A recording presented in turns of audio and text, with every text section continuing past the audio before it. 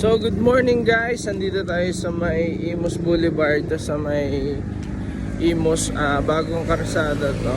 So medyo late na tayo nakalabas. Magwo-walking lang tayo at mag-jog ng konti para makapag-exercise. Tapos ayun nga guys, meron akong gustong ikwento sa inyo. Meron akong kaibigan kasi na yung tatay niya ay negosyante. Tapos nung estudyante kami, madalas akong pumupunta sa kanila. So nakakausap ko din yung tatay niya. Pero ano na siya, patay na yon yung tao na yon. Pero marami akong natutunan din sa kanya.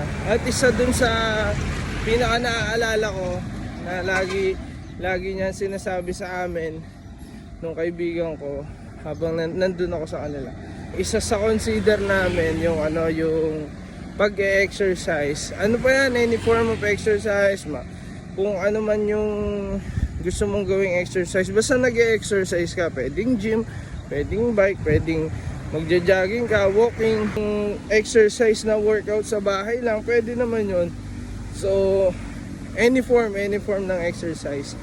Yan daw ay isa sa pinaka mahalagang bagay na kailangan natin gagawin kung tayo ay nagnenegosyo. Bakit? Yung exercise kasi, sabi niya sa amin, nakakatulong yan sa pagiging sharp ng isip mo. Nakakatulong yon hindi lang sa, syempre, para gumanda katawan, para maging healthy. Pati yung pag-iisip mo lumalakas at nagiging sharp kapag nag-exercise ka regularly.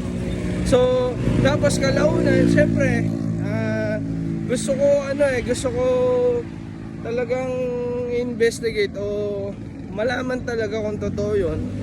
So, meron tayong mga nabasang, nag-search ako ng mga article, nanood ako ng mga video ng mga doktor na expert sa mga ganyan. Ang ibang meron kinalaman sa neurochemistry, meron naman yung sa general knowledge about the brain. So meron tayong mga nabasang importanteng bagay doon na yun nga, nagpo-prove nga na pag nag-exercise ka nga, merong napakagandang benefit yung pag-exercise. Hindi lang siya sa pagpapaganda ng katawan, pag-maintain ng katawan na healthy, pati yung isip mo nagiging mas healthy o gumaganda ang state ng isip mo kapag nag-exercise ka regularly.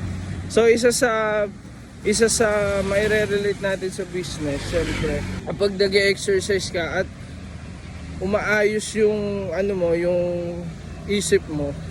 So sa business kasi mostly dapat creative ka mag-create ng mga bagay na makakapagpaganda sa business mo, sa sistema ng business mo. At pangalawa, syempre maraming decision making na ginagawa sa business So araw-araw may decision making na gagawin sa business, iba-ibang aspect ng business mo.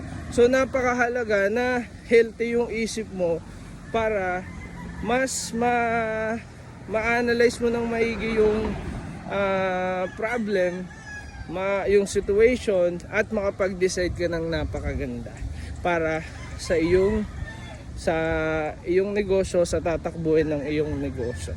So ganun po kaganda kapag nag-exercise tayo regularly.